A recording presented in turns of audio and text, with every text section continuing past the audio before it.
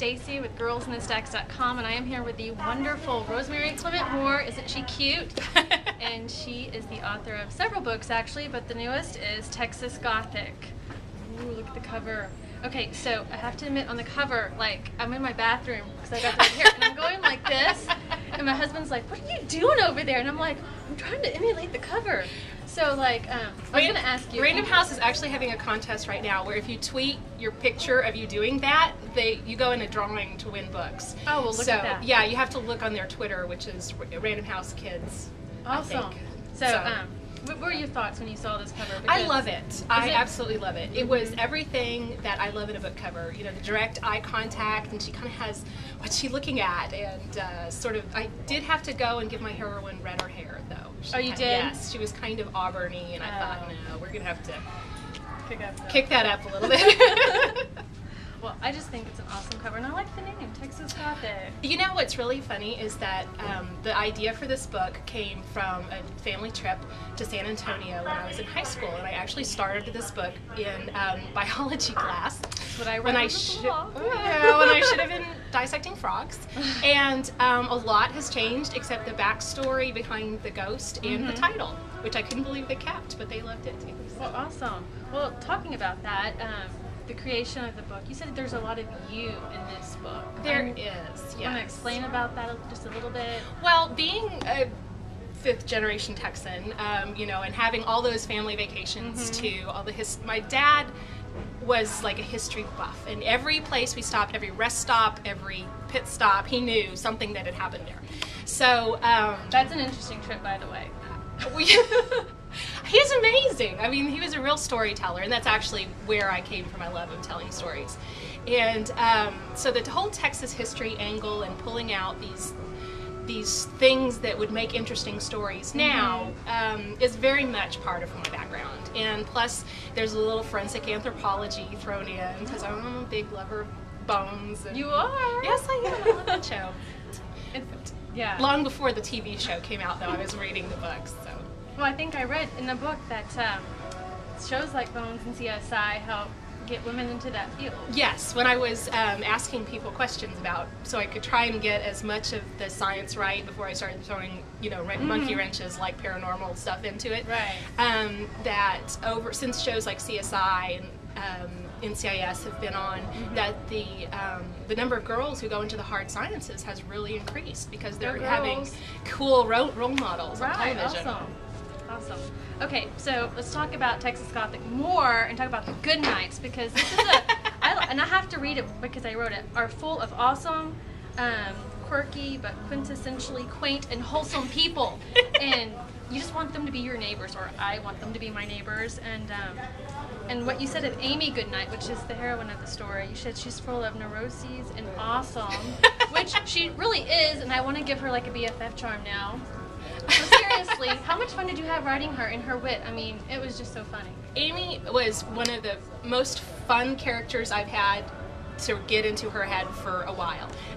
She is full of neuroses, which, speaking of a lot of me in this book, and is that where the you comes in? Yeah, she does not go anywhere without her bottle of Goodnight Farms hand sanitizer. And there's a moment in the book where is her worst nightmare pretty much happens, and but she has just this witty outtake on things, and you know, being thrown in with this kind of crazy family who's made her life a little difficult, in a loving way. Oh, very loving. There are those those family things that you love them, and you may say things about how they drive you crazy, but no one else is allowed to say anything about the family. But she's had to develop a sense of humor about it, or go kind of gonzo. So she was a lot of fun. So is a lot of that, like, is that something we'd find in you, like all that humor?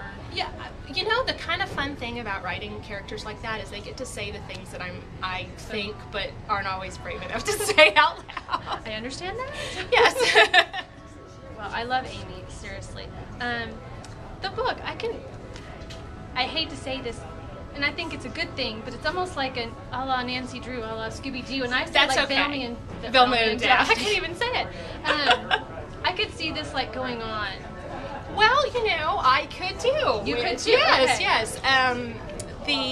And I'm not offended by the Scooby-Doo thing, because I think it's awesome, but one of the reviewers, and I can't remember who, said it's like once you've outgrown the silliness but not the adventure of Scooby-Doo. So That's it's an awesome way to put yeah, it. it's got that kind of adventurous run around in the field and try and solve the mystery sort of Piecing thing. the clues together, and if you're smart enough, you'll see the clues in the That's book. right. But, well, yes, I hope so.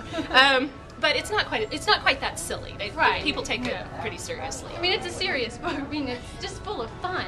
And so, you think maybe there's going to be a sequel, or you just can't say? I'm actually working on it. It was more of a spin-off. spin-off. It's one of the minor characters in the book Okay. now is going to get her own book. So it would be hard to call it a sequel. My wheels are turning. I think I know who it is. I guess I can say it's Daisy. So, That's what I thought. Yeah. She's out there. Well, she's she's a teenage consultant for the psychic consultant for the FBI. So you knew there's got to be a story Right. there. But it goes off in a very different direction and a very fun.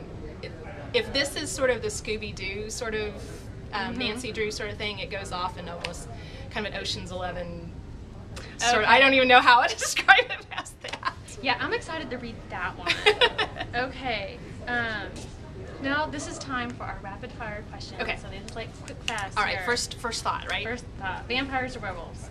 Vampires. Star-crossed lovers or a love triangle? Ooh, love triangle. Oh, really? Yes, really. Fictional character you would want to be your BFF? Ooh, Nancy Drew. Nancy Drew. Yes. Star Wars, Harry Potter, or Lord of the Rings? So I'm gonna say Star Wars just Okay. from. And I always say when people answer that question, that like defines them as a person. You know, like science fiction, heavy fantasy. But what's you know? really funny is I'm really more of a fantasy kind of person. Like I go to that. I love the high fantasy, but Star Wars was such an integral part of both my growing up and my nerdness and my story structure. I actually teach a class on how to plot your book according to Star Wars. Hey, I had a Luke Skywalker shirt when I was like 10. I'm telling you, I wanted to be Princess Leia. And Okay, truth or dare? okay. Oh, that was a question? That was a question. Dare. Oh, wow. Yeah. We don't get too many dare people. Supernatural power of choice. Teleportation. Teleportation.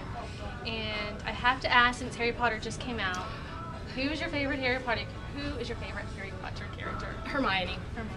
I love her too. From the moment she showed up in the book, talk about full of neurosis and awesome. You know, the book Hermione rang a lot of bells with me. So that was me in high school. So. You know, I was driving over here and I'm like, who would I choose? And I'd be like, Hermione. Of course. So we're like soul sisters I know, now, right? I know. Soul Well, sisters. I think book and reader kind of characters like Hermione, because where do you go, when you have a problem? You go to the library. Exactly. So- Exactly. Well, thank you so much for coming This with has us been fun. today. Thank you very much. Thank you. And with that, we'll see you in the stacks. Bye.